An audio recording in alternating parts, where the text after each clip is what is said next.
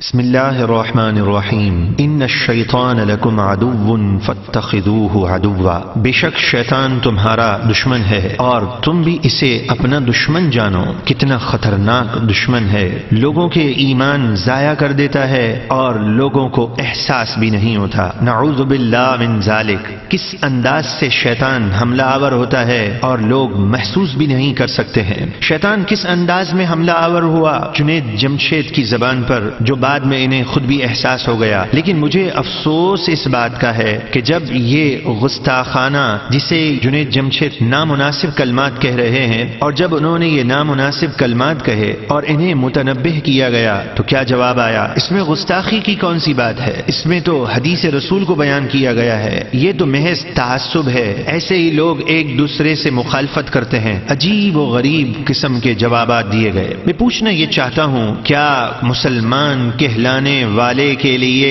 یہ زیب دیتا ہے کہ اتنے سخت قسم کے الفاظ کوئی کہے اور جواب میں یہ کہا جائے کہ اس میں گستاخی نہیں ہے؟ مجھے خود ایک شخص ملا جو کسی کے بارے میں کہہ رہا تھا کہ جنید جمشید یہ تو حدیث رسول بیان کر رہا تھا، الامان والحفیظ۔ لوگوں کو کیا ہو گیا؟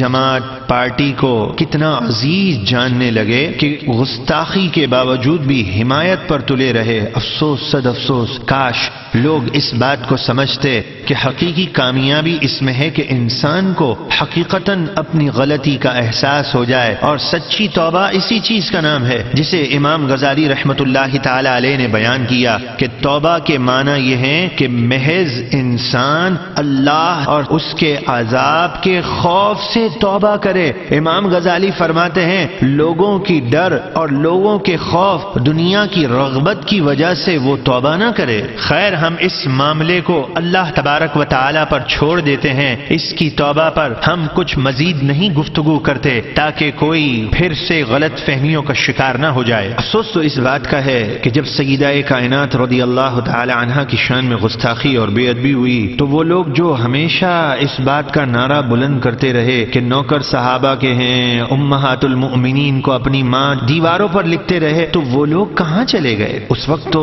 وہ نظر ہی نہیں آئے۔ چاہیے تو یہ تھا کہ اس گستاخی اور بے ادبی کرنے والے کے لیے غصے کا اظہار کیا جاتا اور خود آگے بڑھ کر مقدمہ دائر کرانے کی درخواست پیش کی جاتی۔ یہ سب کچھ نہیں ہوا۔ جیسے ہی پتا چلا کہ عاشقان مصطفیٰ صلی اللہ علیہ وسلم جمع ہو چکے ہیں، ان کے جمع ہونے کا مقصد یہ تھا کہ جب یہ نازیبا کلمات کہے گئے ہیں جو حکومت نے شرعی قانون مرتب کیا ہے، قرآن اور حدیث کی روشنی میں وہ قانون حرکت میں آئے اور عاشقان مصطفیٰ نے کھلے آسمان کے نیچے اللہ کی رضا کی خاطر ڈیرا لگا لیا، اس عقیدے پر کہ میرا رب راضی ہو جائے اور مصطفیٰ جان رحمت کی نظر خاص مجھے مل جائے۔ جب عاشقان مصطفیٰ باہر آئے، 3 گھنٹے گزرے تو پھر جو ہے وہ معافی بھی ہونے لگی اور سیدہ کائنات کی محبت کا دم بھی بھرنے کی کلپس آنے لگی کہ ان کا صدقہ ہی ہمیں جنت میں لے جائے گا۔ اللہ اکبر! انسان ذی شعور ہے، انسان اس بات کو سمجھ سکتا ہے کہ کیا یہ توبہ لوگوں کے ڈر کی وجہ سے تو نہیں کی گئی؟ چلے ہم اس بات کو بھی چھوڑ دیتے ہیں کہ کوئی پھر غلط فہمی کا شکار نہ ہو جائے اور کہے کہ یہ معاذ اللہ تعصب ہے، یہ فتنہ ہے۔ ہم یہ معاملہ اللہ پر چھوڑ دیتے ہیں، لیکن اتنا تو ہے کہ جب تک قانون حرکت میں نہیں آیا، قرآن اور حدیث کے مطابق جو سزا ملنی چاہیے تھی اس سزا کا اعلان نہیں ہوا، عاشقان مصطفیٰ وہیں ٹھہرے رہے۔ حکومت کا قانون حرکت میں آیا جو شرعی طور پر مرتب کیا گیا ہے، عاشقان مصطفیٰ درود و سلام پڑھ کر اللہ کی بارگاہ میں دعا کرتے ہوئے واپس اپنے گھروں کو لوٹ گئے۔ اور جہاں تک تعلق جو ان پر دفع لگی ہے، اس دفع کے تحت انہیں جو سزا دی جائے گی اس سزا کا تقاضا اب بھی کیا جائے گا کہ شریعت میں جو سزا مقرر ہوئی ہے وہ سزا تو ابھی تک نہیں ملی ہے، اس لیے اس کا تقاضا برقرار ہے۔ اسی تناظر میں طارق جمیل صاحب بڑے ناراض ہو رہے ہیں کہ مجھے اس کے ساتھ نہ جوڑا جائے۔ طارق جمیل صاحب یہ بیان کرتے ہیں کہ بطور انسان ہونے کے تو مجھ سے بھی خطا ہو سکتی ہے، کوئی لفظ اوپر نیچے بولا جا سکتا ہے۔ آئیے توجہ سے سنیے وہ کیا کہہ رہے ہیں۔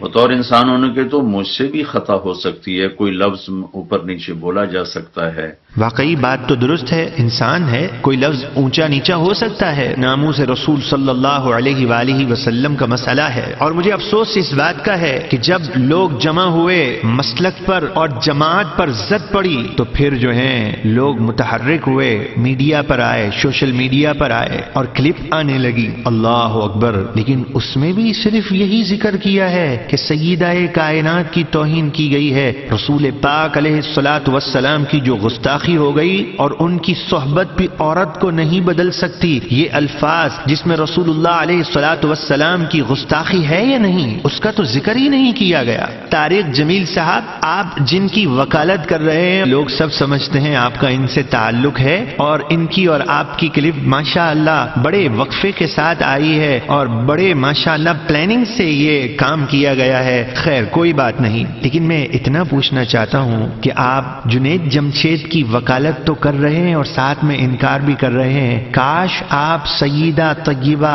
عائشہ رضی اللہ تعالی عنہا کی طرف سے وکالت کرتے اور صحابی رسول کی ادا کو ادا کرتے۔ عمار بن یاسر رضی اللہ تعالی عنہ کے سامنے جب کسی نے سیدہ کائنات سیدہ عائشہ صدیقہ رضی اللہ تعالی عنہا کی شان میں بے ادبی اور گستاخی کی تو آپ نے اسے کس طرح للکارا، اغضب مقبوحا ممبوحا، اے بدبخت مردود دور ہو جا، دفع ہو جا۔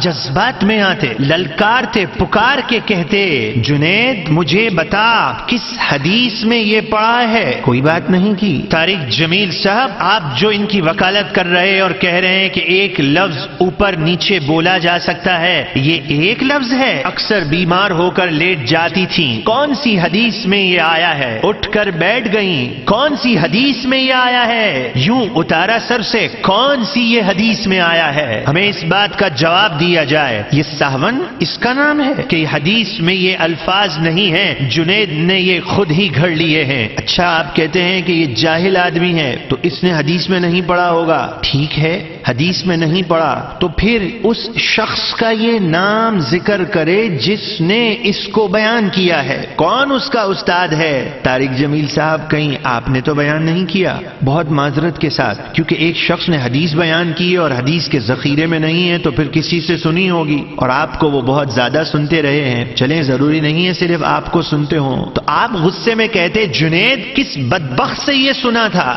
آپ کے کلمات میں جوش ہونا چاہیے تھا، آپ نے یہ بھی نہیں کہا کس سے سنی ہے۔ ہم پوچھتے ہیں ذرا ہمیں تو واضح کیا جائے وہ کون بدبخت ہے جو ایسا بیان کرتا ہے جس کو سن کر پھر جنید بیان کر رہا ہے۔ اب تیسری صورت باقی رہ گئی کہ جنید خود اپنی طرف سے سوچتا ہے، چوتھی کوئی صورت سمجھ میں نہیں آ رہی۔ افسوس کی بات ہے، آپ کو کہنا چاہیے تھا کہ تبلیغی جماعت پر اب پابندی عائد کی جائے، غیر عالم بیان نہ کرے۔ آپ حوصلہ افزائی کرتے ہوئے کہتے ہیں کہ کروڑوں لوگ تبلیغ میں چل رہے ہیں، انا للہ و انا الیہ راجعون۔ کاش پیش نظر اللہ کی رضا ہو، کاش اللہ کے خوف سے ڈرنا ہو۔ تبلیغ تو بہت آسان ہے، رونا اور رلانا بھی مشکل نہیں ہے، اپنے دل کو بدلنا بڑا دشوار ہے۔ کوئی بھی شخص یہ نہیں کہے گا کہ چور جو ہے وہ چوری کر لے اور وہ کہے کہ میں نے جو ہے اس کی چیز چرا لی، بہت ضرورت تھی، اللہ رسول کے لیے مجھے معاف کر دو۔ تو اب کوئی کہے کہ بھائی دیکھو یہ رو رہا ہے، معافی مانگ رہا ہے، تم اس سے معاف کر دو، تو کیا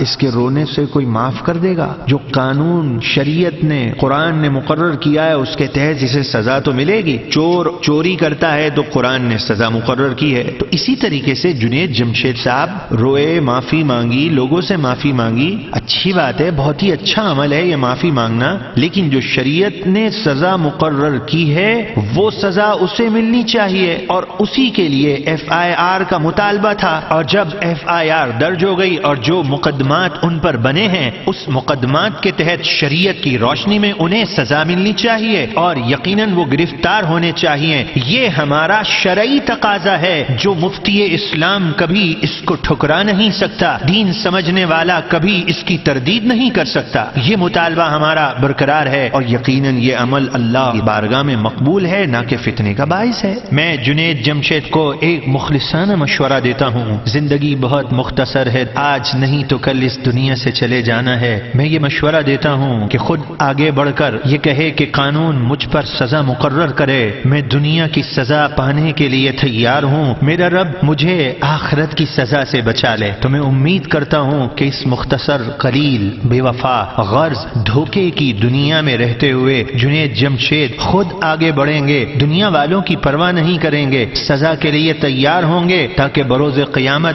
توبہ عقائد سے کرتے ہوئے سرخ رو ہو سکیں۔ کاش اب لوگوں کی آنکھیں کھل جائیں، احساس بیدار ہو جائے کہ جو حق پر ہوتے ہیں ان کی کیا نشانی ہوتی ہے۔ میرا رب مجھے حق بیان کرنے کی محض اس کی رضا کی خاطر توفیق عطا فرمائے۔ بدگمانی بہت بڑا گناہ ہے، میرا رب ہر ایک کو بدگمانی سے بچائے۔ آمین بجاہ طٰہٰ و یاسین صلی اللہ علیہ وآلہ وسلم۔